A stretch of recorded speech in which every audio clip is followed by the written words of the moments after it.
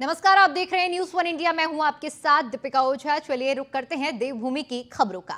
रुद्रप्रयाग जखोली में सीएम पुष्कर सिंह धामी की ओर से विजय संकल्प रैली की गई है और मुख्यमंत्री पुष्कर सिंह धामी ने विशाल चुनावी जनसभा को संबोधित भी किया है।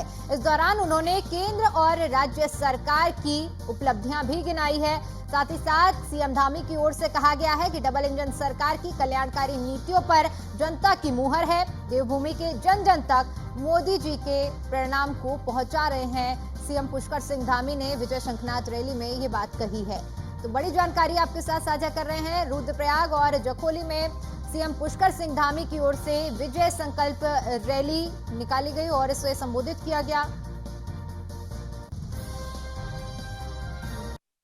अनिल बलूनी जी ने बताया कि किस प्रकार से जिस वीर जाबाज ने पूरी दुनिया को हिला दिया, शौर्य और पराक्रम की पराकाष्ठा की, उसके बारे में कांग्रेस के लोगों ने कितने अपमानजनक शब्द कहे। ये हमको भूलना नहीं चाहिए। कभी भी कोई कांग्रेस के लोग ऐसे तो वोट मांगने आएंगे ही नहीं। कोई आ रहा है क्या वोट मांगने? कहीं किसी गांव में नहीं देखा होगा। कोई नहीं आने वाला है, क्योंकि उनके अंदर सामर्थ्य नहीं। उनके बड़े बड़े नेता इस बार चुनाव ही नहीं लड़ना चाहते थे। जो भी लड़ रहे हैं उनको जबरदस्ती लड़ाया जा रहा है कि लड़ो लड़ो लड़ो लड़ो, धक्का दिया जा रहा है। कोई नहीं है उनके यहां लड़ने वाला। अभी कल ही उनके एक नेताजी बयान दे रहे थे कि हमारे कार्यकर्ता सुस्त हो गए, हमारी पार्टी सुस्त हो गई है। मैंने मेरे से सब पत्रकार बंधु पूछ रहे थे, भाई ऐसा क्यों कह रहे हैं? मैंने कहा ये बहुत दूरदर्शी नेता है, इनका बहुत लंबा अनुभव है। इनको पता है कि 4 जून को जिस दिन रिजल्ट आने वाला है उस दिन क्या होने वाला है। उनको पहले से पता है कि हमारा कहीं खाता भी नहीं खुलने वाला है, इसलिए इस प्रकार की बातें कर रहे हैं।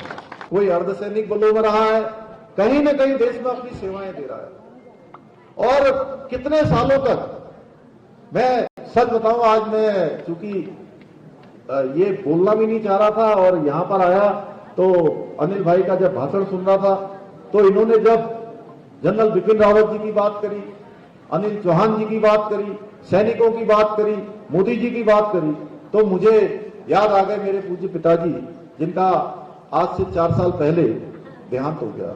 वो अपना शरीर पूरा करके परम लोक को उनका गमन हो गया। तो वो जिस दिन 2014 में मोदी जी ने पहली बार 1 रैंक और 1 पेंशन लागू किया, तो उस दिन मुझे कह रहे थे कि तुम्हें भी धन्यवाद दे रहा हूं कि तुम्हारी पार्टी ने जो है 1 रैंक और 1 पेंशन लागू किया। तो भाई बहनों, आप समझ सकते हैं कि मैं उस समय विधायक था।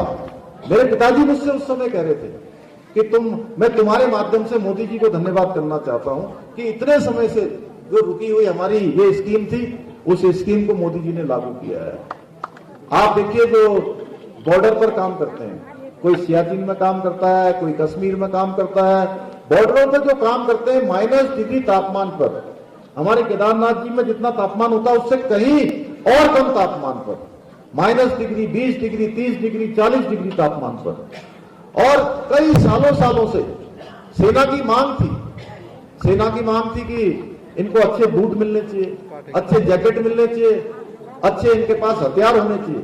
लेकिन इतने सालों तक, 60 सालों तक जिस पार्टी की सरकार रही, उस पार्टी का नाम है कांग्रेस पार्टी, उसने कभी न बूट दिए, न कभी अच्छे उपकरण दिए, न कभी सैनिकों के अच्छे जैकेट दिए, न उनको कभी अच्छा प्रोत्साहन दिया। भाइयों बहनों, हमेशा सैनिकों का मनोबल गिराने का काम किया।